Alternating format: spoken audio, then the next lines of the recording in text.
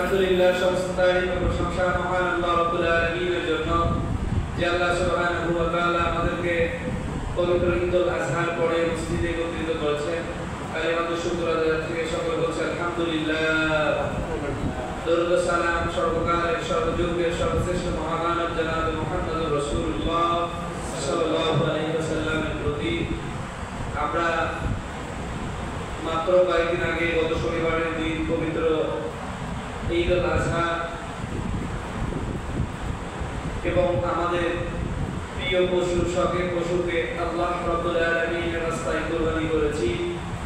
শুধুমাত্র কেবলমাত্র আল্লাহ সুবহানাহু ওয়া তাআলা রাজি খুশি আর সন্তুষ্টির জন্য। আমরা যারা কুরবানি করেছিলাম আল্লাহ রাব্বুল আলামিন বলে দিয়েছেন তার রাসূল সাল্লাল্লাহু আলাইহি ওয়াসাল্লামের মাধ্যমে, যে ব্যক্তি আল্লাহ রাব্বুল আলামিনের জন্য কুরবানি করে, যার কুরবানি শুধুমাত্র আল্লাহকে রাজি খুশি করার জন্যই, সে যখন কুরবানি জবেহ করে, জবেহ করার সঙ্গে সঙ্গে প্রথম রক্তের ফোঁটা মাটিতে পড়ার আগেই আল্লাহ রাব্বুল আলামিন তার কুরবানি কবুল করে নেন। বলেন সুবহানাল্লাহ। হাদিস শরীফের মধ্যে এসেছে রাসূলুল্লাহ সাল্লাল্লাহু আলাইহি ওয়াসাল্লাম বলেন, কিয়ামতের দিনে ফুলসিরাত এমন চিকন হবে, চুলের চাইতেও চিকন হবে, ফুলের চাইতেও অধিক ধার হবে। এই ফুলসিরাত পার হয়ে হয়ে মানুষদেরকে জান্নাতের দিকে যেতে হবে। ফুলসিরাতের নিচে, ফুলসিরাত একটা ব্রিজের মতো, একটা সাগর মতো, একটা সেতুর মতো। এই ব্রিজের নিচ দিয়ে থাকবে জাহান্নাম। কত মানুষ দ্রুতগতি ঘোড়ার ন্যায় পার হয়ে যাবে, কিছু মানুষ দৌড়ে দৌড়ে পার হয়ে যাবে, কিছু মানুষ হেঁটে হেঁটে পার হয়ে যাবে আমলের উপর নির্ভর করে। কিছু মানুষ হামাগুড়ি দিয়ে, ছোট বাচ্চা যেরকম হামাগুড়ি দিয়ে হাঁটার মূল হামাগুড়ি দিয়ে চলার চেষ্টা করে, এরকম হামাগুড়ি দিয়ে চলার চেষ্টা করবে। আর কিছু কিছু মানুষ পার হতে পারবে না, ফুলসিরাতের উপর দিয়ে জান্নাতের দিকে যাওয়া শুরু করবে। আর এমন অবস্থায় তারা পিছলায়া পিছলায়া ওই ফুলসিরাতের পুলের ফাঁক দিয়ে দিয়ে, ওই ব্রিজের ফাঁক দিয়ে দিয়ে পিছে জাহান্নামের মধ্যে পড়ে যাবে। বলুন নাউযুবিল্লাহ। হাদিস শরীফের মধ্যে এসেছে, নবীজি বলেন, যদি কারো কুরবানি লিল্লাহ, শুধুমাত্র আল্লাহ রাব্বুল আলামিনের রাজি আর খুশির জন্য হয়, শুধু আল্লাহ রাব্বুল আলামিনের রিজা আর বন্দেগীর জন্য হয়, কেবলমাত্র আল্লাহ রাব্বুল আলামিনের সন্তুষ্টি অর্জনের জন্য হয়, এই কুরবানির পশুগুলো রাব্বুল আলামিন সংরক্ষণ করে রাখবেন।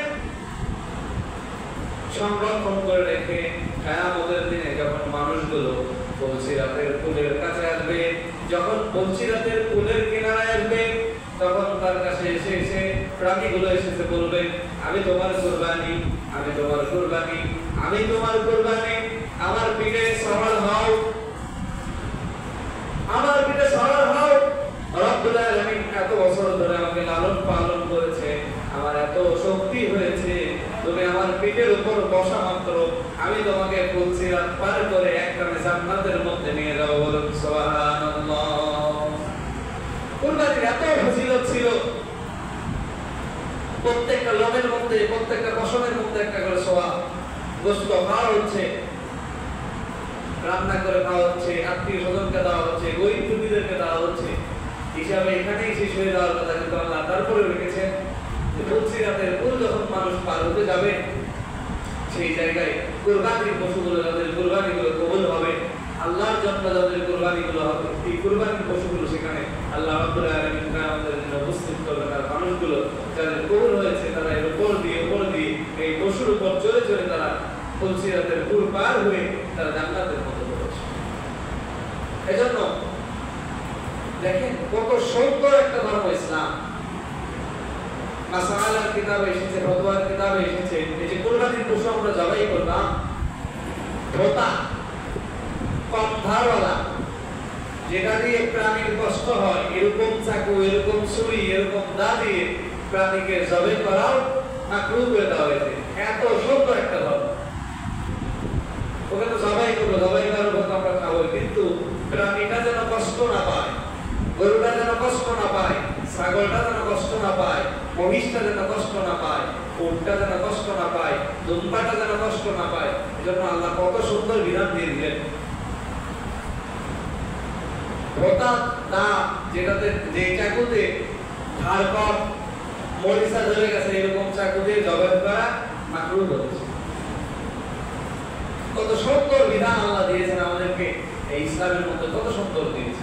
অন্যান্য ধর্মাবলম্বীর দিকে তাকান, এভাবে কেউ স্বীকার করে না, এভাবে কেউ জবাই করে না। তো আজকে আমরা আলোচনা করছিলাম বা আলোচনা করব সৃষ্টির যে যত সৃষ্টি রয়েছে তাদের সেবা এবং সুন্দর আচরণ নিয়ে।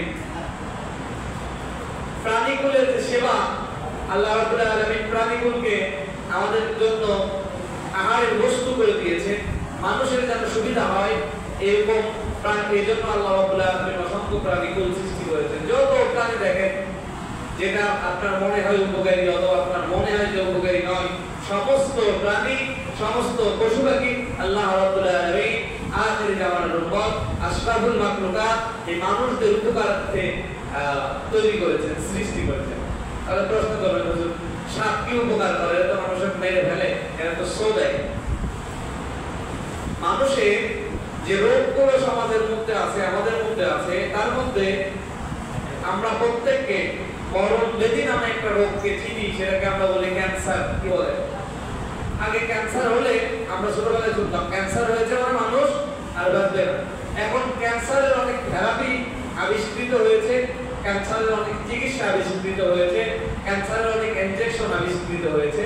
তো ক্যান্সার সহ আরো অসংখ্য রোগে যে টিকাগুলো রয়েছে, যে ভ্যাকসিনগুলো রয়েছে, এই ভ্যাকসিনগুলো আসে এই সাপ থেকে।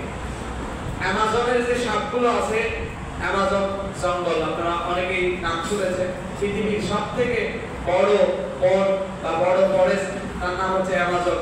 এই অ্যামাজনে বিশাল বিশাল সাপ রয়েছে, যার বিষগুলো সংগ্রহ করে কোটি কোটি টাকা এই সাপের বিষগুলো বিক্রি করে। এটা থেকে মানুষের ঔষধ তৈরি হয়। আপনারা ধানের মধ্যে যে কীটনাশকগুলো দেন, এই কীটনাশকের যে কাঁচামাল এর অনেকটা সাপের বিষ থেকে আসে, এরপরে জোট থেকে আসে। আমরা একবার পাহাড়ে গিয়েছিলাম, রাঙ্গামাটি, খাগড়াছড়ি, বান্দরবন এবং সিলেটের কিছু অঞ্চলে। তো কিছু লোক দেখি যোগ, যে যোগগুলো আছে এই যোগ ধরছে, বড় বড় যোগ।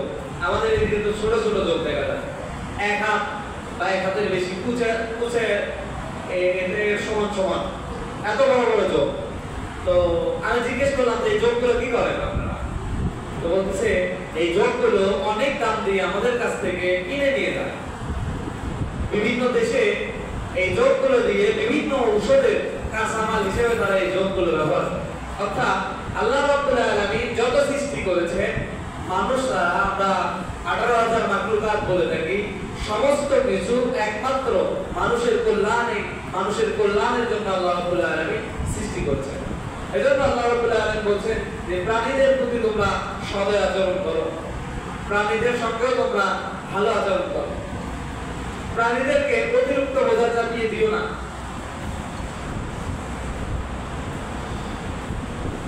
আল্লাহ রাসূল সাল্লাল্লাহু আলাইহি সাল্লাম সহিহ মুসলিমের একটা হাদিসের মধ্যে বলেন, হাদিস শরীফের মধ্যে রাসূলুল্লাহ সাল্লাল্লাহু আলাইহি ওয়াসাল্লাম বলেছেন, কিয়ামতের দিনে আল্লাহ রাব্বুল আলামিন মানুষদেরকে ডাক দিবেন, ডাক দিয়ে বলবেন, ও আমার মানুষেরা, ও আমার বান্দারা, আমি অসুস্থ হয়েছিলাম, তোমরা তো আমাকে দেখতে দাও নাই, আমি ক্ষুধার্ত ছিলাম, তোমরা তো আমাকে খাবার দাও নাই, আমি রুগ্ন ছিলাম, রোগাক্রান্ত ছিলাম, আমাকে তো তোমরা চিকিৎসা করো নাই, আমার তো তোমরা সেবা করো নাই। বান্দারা তখন বলতে চাইবে, বান্দারা আল্লাহ রাব্বুল আলামিন বলবেন, আমি তৃষ্ণার্ত ছিলাম, আমি পিপাসিত ছিলাম, আমাকে তো তোমরা পানি পান করাও নাই। মানুষরা তখন বলবে, রব্বুল আলামিন এটা কিভাবে সম্ভব? আমরা তো জানি আপনার তো ঘুম নাই, লা তাখুযুহু সিনাতু ওয়ালা নাওম, আপনি তো খান না, আপনি তো কোনো পানও করেন না, আপনি তো অসুস্থ হন না। রব্বুল আলামিন এটা কেন আমাদেরকে বলবেন? আল্লাহ রাব্বুল আলামিন বলবেন, তোমার আশেপাশে অসংখ্য মানুষরা অসুস্থ ছিলে, তাদের যদি সেবা করতে তাহলে আমার সেবা করা হতো। অসংখ্য মানুষ মানুষ ক্ষুধার যন্ত্রণায় ক্ষুধার তাড়নায় কাতরাচ্ছিল, তাদের যদি সেবা করতে আমার সেবা করা হতো। অসংখ্য মানুষ পিপাসায় কাতর, একটু যদি পানি পান করাতে, তাহলে আমাকে পানি পান করানো হতো। তোমার আশেপাশে অসংখ্য পশু পাখি প্রাণীরা আছে, কুকুর আছে, শুকুর আছে, বিড়াল আছে, গরু ছাগল হাঁস মুরগি, অসংখ্য প্রাণী আছে। শুধু যেটা তোমাদের লাভের ভাগ, গরু পাললে, ছাগল পালন করলে, হাঁস মুরগি লালন পালন করলে, বিক্রি করলে টাকা পাওয়া যাবে, এজন্য তাদের শুধু খাবার দিতে অন্যান্য অসংখ্য প্রাণী ঘুরে বেড়াতো, যারা তোমাদের তাত্ত্বিক ভাবে ওই রকম ভাবে তোমাদের দেখার মতো করে কোনো উপকার করতো না। এই প্রাণীগুলোকে আমি আল্লাহ সৃষ্টি করেছিলাম। এই যে জ্যৈষ্ঠ মাসের প্রচন্ড গরম, প্রচন্ড তাপমাত্রা, কুকুরগুলো রাস্তায় জিহ্বা বের করে থাকে পানি খাওয়ার জন্য, পানি পান করার জন্য। অসংখ্য পশু পাখি এরকম হয়ে থাকে, এই পশু পাখিদেরকেও তো তোমরা খাবার দাও নাই। খাবার দাও দূরে থাক, প্রচন্ড রোদের মধ্যে মাঝে মাঝে একটু পানির পিয়ালার ব্যবস্থাও করে দাও নাই। যদি তোমরা এটা করতে, তাহলে আমি তোমাদের প্রতি খুশি হয়ে যেতাম। কেমন খুশি হয়ে যেতেন? বনি ইসরাইল কওমের দুইটা লোক ছিল। আল্লাহ রাসূল সাল্লাল্লাহু আলাইহি সাল্লাম হাদিস শরীফের মধ্যে বলেছেন, বনি ইসরাইল কওমের দুইটা লোক ছিল। একজন আবেদা মহিলা, নেককার পরহেজগার ইমানদার মহিলা, তার বিড়াল ছিল। বিড়ালকে সে বেঁধে রেখেছিল, খাবার দিত, পানি দিত। হঠাৎ কয়েকদিনের জন্য সে বাড়ি থেকে চলে যায়। বিড়ালটাকেও ছেড়ে দিয়ে যায় না, বিড়ালটার জন্য খাবারের ব্যবস্থাও করে যায় না। বিড়ালটা অনাহারে থেকে, কষ্টে থেকে, পানির যন্ত্রণায় থেকে বিড়ালটা মারা যায়। আল্লাহ রাসূল সাল্লাল্লাহু আলাইহি সাল্লাম বলেন, এই আবেদা মহিলা, এই বিড়াল প্রাণীকে কষ্ট দেওয়ার কারণে আল্লাহ রাব্বুল আলামিন এই নেককার মহিলাকে জাহান্নামে দিয়ে দিবেন। বলুন নাউযুবিল্লাহ। বনি ইসরাইল কওমের আরেকজন মহিলা ছিলেন, অত্যন্ত খারাপ মহিলা। রাস্তা দিয়ে যাচ্ছে খারাপ কাজ করার জন্য, ব্যভিচার করার জন্য। যাওয়ার সময় দেখে একটা কুকুর পানির পিপাসায় কাতর, জিহ্বা বের করে করে যাচ্ছে, কোথাও পানি নেই। প্রচন্ড রোদ্দুর, মরুভূমি, প্রচন্ড রোদ, পিপাসায় কাতর। কুকুর পানি পান করার কোন ব্যবস্থা নেই, পানি পান করতে পারছে না। মহিলাটা কি করলেন? দেখেন রাস্তার পাশে একটা কূপ থেকে নিজের রমনাটা ভিজে, নিজের মোজাই করে কুকুরের জন্য পানি উঠিয়ে কুকুরের মুখে পানিটা একটু একটু করে দিতে লাগলেন। কুকুরটা পানি পান করে মৃত প্রায় কুকুর, মরে যাবে এরকম অবস্থা। প্রচন্ড রোদের মধ্যে, তাপের মধ্যে কুকুরটা মরে যাবে এরকম অবস্থা। যখন ওই মহিলা পানি পান করিয়েছে, কুকুরটা শান্তি পেয়েছে আর আল্লাহ রাব্বুল আলামিনের কাছে দোয়া করেছে। যখন প্রাণটা আল্লাহ রাব্বুল আলামিনের কাছে মানুষের হয়ে দোয়া করে, আশরাফুল মাখলুকাতের হয়ে দোয়া করে, আল্লাহ রাব্বুল আলামিন প্রাণীদের এই দোয়াগুলো সঙ্গে সঙ্গে কবুল করে নেন। বনি ইসরাইল কওমের ওই মহিলা যখন, খারাপ মহিলা যখন কুকুরটাকে পানি পান করে দিয়েছে, কুকুরটাকে পানি পান করে দিয়েছে, তখন কুকুরের দোয়ার কারণে আল্লাহ রাব্বুল আলামিন তাকে হেদায়েত দিয়ে maaf করে আবেদা সালিহা নেককার পরহেজগার মহিলা বানিয়ে দুনিয়া থেকে তাকে জান্নাতের সুসংবাদ দিয়েছে। সুবহানাল্লাহ। এজন্য হাদিস শরীফের মধ্যে রাসূলুল্লাহ বলেছেন, প্রাণীদেরকে কষ্ট দেওয়া নিষিদ্ধ। আর হাদিসের মধ্যে রাসূলুল্লাহ সাল্লাল্লাহু আলাইহি সাল্লাম বলেছেন, যে ব্যক্তি এতিম, মিসকিন, অনাথ তাদের লালন পালন করবে, আল্লাহ রাব্বুল আলামিন এর রাসূল এবং ওই লোক একসঙ্গে জান্নাতের মধ্যে থাকবে। বলুন সুবহানাল্লাহ।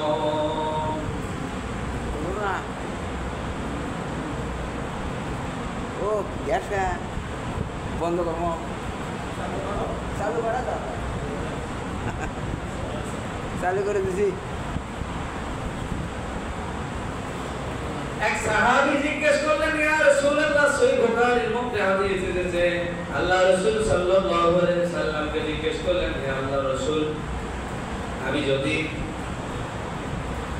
প্রাণীদেরকে পানি পান করাই, প্রাণীদেরকে সেবা করি, তাহলেও কি সওয়াব পাবো। প্রাণীর যদি কোনো কাজ করি, জীব জানোয়ারদেরকে যদি আমি খাওয়াই, তাহলে কি সওয়াব পাবো। রাসূলুল্লাহ হাদিসের মধ্যে বলেন ফি কুল্লি কাবিদিন রাতবাতিল আজর, যে কোনো প্রাণীর সেবাতেই তোমরা সওয়াব পাবে। অর্থাৎ কোনো প্রাণী, সেটা কুকুর হোক, সেটা শুকর হোক, সেটা সাপ হোক, যে কোনো প্রাণী হোক না কেন, সে প্রাণীর যদি কেউ সেবা করে, তাহলে সে প্রাণীর সেবাতে আল্লাহ রাব্বুল আলামিন সেই মানুষকে, সেই লোককে সওয়াব দেবেন। প্রশ্ন, প্রাণীদেরকে ইচ্ছাকৃত হত্যা করা জায়েজ কিনা? যদি প্রাণীটা ক্ষতিকর না হয়, যেমন সাপ বিচ্ছু এরা মানুষের ক্ষতি করে, এরকম ক্ষতিকর প্রাণী যদি না হয়, তাহলে এই প্রাণীদেরকে হত্যা করা নিষিদ্ধ, হত্যা করা হারাম। আর একটা বিষয়, ক্ষতিকর প্রাণী যদি হয়, সেই প্রাণীকেও যদি আগুন ছাড়া অন্য কোনো ভাবে মেরে ফেলা যায়, তাহলে সেভাবে মেরে ফেলতে হবে। যদি আগুন ছাড়া বিকল্প কোনো উপায় না থাকে, তাহলে খুব ক্ষতিকর প্রাণী হলে ওই প্রাণীকে শুধু আগুন দিয়ে মারা ইসলাম অনুমতি দিয়েছে, তাছাড়া অন্য কোনো প্রাণীকেও আগুন দিয়ে মারার ইসলাম অনুমতি দেয় নাই। আরেকটা হাদিসের মধ্যে আল্লাহ রাসূল সাল্লাল্লাহু আলাইহি সাল্লাম বলেছেন, কিছু মানুষ রয়েছে যাদের কিছু আমলে আয়ু বৃদ্ধি হয়, হায়াত বৃদ্ধি হয়। কি কি আমল? এক নম্বর আমল হচ্ছে বিনয় নম্র আচরণ, মানুষের সঙ্গে ভালো আচরণ করা। আরেকটা হচ্ছে আত্মীয়তা সম্পর্কেও, রক্ত সম্পর্কিত যারা আত্মীয় আছে, আত্মীয় স্বজন, তাদের সঙ্গে ভালো ব্যবহার করা। আর যারা প্রাণীরা রয়েছে, প্রাণীকুলের প্রতি ভালো ব্যবহার করা। যারা এই কাজগুলো করে, আল্লাহ রাব্বুল আলামিন তাদের আয়ু পর্যন্ত বৃদ্ধি করে দেন। আহমাদ এবং মুসনাদে আহমাদের মধ্যে হাদিস খানা বর্ণিত হয়েছে। এজন্য করে প্রাণীদেরকে অকারণে কষ্ট দেওয়া, অকারণে প্রাণীদের সঙ্গে অশোভনীয় আচরণ করা, এটাও ইসলাম নিষিদ্ধ করে দিয়েছেন। আত্মীয় স্বজন, পিতা মাতার সঙ্গে যেমন ভালো ব্যবহার করতে হয়, এদের সঙ্গে এরকম ভালো ব্যবহার করতে হয়। যেহেতু প্রচন্ড গরমের সময়, ভালো সওয়াব পাওয়ার উপায়, ভালো নেকি অর্জন করার উপায়, দোয়া কবুল হওয়ার উপায়, তার মধ্যে একটা কিছু কিছু জায়গায় দেখা যায় এই প্রচন্ড গরমের মধ্যে এলাকার যুবক ছেলেপেলে মিলে কিছু পানির পট কিনে, কিছু বোতল কেটে বিভিন্ন জায়গায় রেখে দেয়, এবং সকালে বিকেলে অথবা দিনের মধ্যে যখন সুযোগ পাওয়া যায়, এই জায়গাগুলো, এই বোতলগুলোতে পানি পূর্ণ করে রাখা। প্রচন্ড গরমের কারণে যেখানে পিপাসায় কাতর হয়ে যাচ্ছে বিভিন্ন প্রাণী, ওখানে এসে কোন প্রাণী যদি খাবার খায়, আল্লাহ রাসূল একটা হাদিসের মধ্যে বলেন, যদি কোনো মানুষ একটা বৃক্ষরোপণ করে, গাছ লাগায়, সেটা ফলের গাছ হোক অথবা ফলের গাছ না হোক, ওখানে যদি ওই ডালের উপর যদি কোনো পাখি এসে বসে, ওই গাছের নিচে যদি কোনো পশু পাখি বিশ্রাম গ্রহণ করে, ওই গাছের উপর যদি কোনো পাখি বাসা করে, ওই গাছের ছায়ায় যদি কোনো মানুষ আশ্রয় গ্রহণ করে, আল্লাহ রাব্বুল আলামিন প্রত্যেকটা পাখি বসার বিনিময়ে, প্রত্যেকটা মানুষ বিশ্রাম নেওয়ার বিনিময়ে, প্রত্যেকটা প্রাণী ওখান থেকে উপকার ভোগ করার বিনিময়ে প্রত্যেকবার একটা করে সাদকা করার সওয়াব আল্লাহ রাব্বুল আলামিন তার আমলনামায় দিয়ে দিবে। বলুন সুবহানাল্লাহ। রাসূলুল্লাহ সাল্লাল্লাহু আলাইহি ওয়াসাল্লাম বলেছেন, তোমরা বেশি বেশি বৃক্ষরোপণ করো, কারণ বৃক্ষরোপণ একটা ইবাদত। এমনকি বৃক্ষরোপণের গুরুত্ব দিতে গিয়ে রাসূলুল্লাহ বলেন, কিয়ামত হয়ে যাচ্ছে আর তোমার হাতে একটা চারা গাছ অথবা একটা বীজ আছে, দেখছো কিয়ামত হয়ে যাচ্ছে, তারপরেও ওই বীজটা লাগায় দাও, অথবা ওই তোমার হাতে যে চারা গাছটা রয়েছে তারপরে ওই চারা গাছটা লাগায় দাও। এই যে জলবায়ু পরিবর্তন হচ্ছে, এই সময়ে প্রচন্ড গরম কেন হচ্ছে? কারণ আমরা গাছ একের পর এক গাছগুলো নিধন করে দিচ্ছি, গাছগুলো কেটে দিচ্ছি। আপনার উদ্ভিদ বিজ্ঞানের পরিভাষায় প্রত্যেকটা দেশে যা আয়তন তার 4 ভাগের 1 ভাগ, অর্থাৎ আয়তন যদি 1 লক্ষ বর্গ কিলোমিটার হয়, তাহলে 25,000 বর্গ কিলোমিটারে গাছ থাকা দরকার। তাহলে জলবায়ুটা স্বাভাবিক থাকবে, তাপমাত্রাটা স্বাভাবিক থাকবে, এত গরম থাকবে না। আর আমাদের বাংলাদেশে জরিপ অনুযায়ী কত আছে জানেন? 17.5%। 25% থাকার কথা গাছ, সেখানে আছে 17.5%। যার কারণে যার ফলশ্রুতিতে জলবায়ুর এই অবস্থা হচ্ছে। যেহেতু Islam is a complete code of life, পরিপূর্ণ জীবন বিধান, ইসলাম এরকম বিধান দিয়ে দিয়েছে কেমন করলে কিভাবে চললে সঠিকভাবে থাকা যায়। আল্লাহ এটা বলে দিয়েছেন জাহারাল ফাসাদাল বাররি ওয়াল বাহরু বিমা কাসাবাত আইদিন নাস, জলে স্থলে যত বিপর্যয় দেখো না কেন সবকিছু তোমাদের হাতের কামাই। এই যে এত গরম, ঠান্ডার সময় প্রচন্ড ঠান্ডা, বৃষ্টির সময় প্রচন্ড বৃষ্টি, এগুলো আমাদের হাতের কামাই। কারণ আমরা বৃক্ষরোপণটা পর্যন্ত করি না, ইসলামের বিধিবিধানগুলো আমরা সঠিকভাবে মানি না। তাই আসুন যে বিষয়গুলো আলোচনা করলাম, প্রাণীদের প্রতি সদয় হওয়া, মানুষের প্রতি সদয় হওয়া, মানুষের সঙ্গে ভালো আচরণ করা, মানুষের সঙ্গে হাসি খুশি করে কথা বলা, এই কাজগুলোর উপর আল্লাহ রাব্বুল আলামিন আমাদের প্রত্যেককে আমল করার তৌফিক দান করুন। সকলে বলে আমিন। যারা সুন্নাত